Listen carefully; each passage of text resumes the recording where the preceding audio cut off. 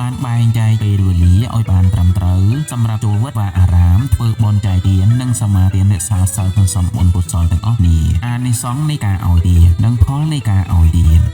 គាត់ឲ្យពួកគេមានបញ្ញាជ្រះវៃនៅក្នុងការធ្វើទានធ្វើបុណ្យម្ដង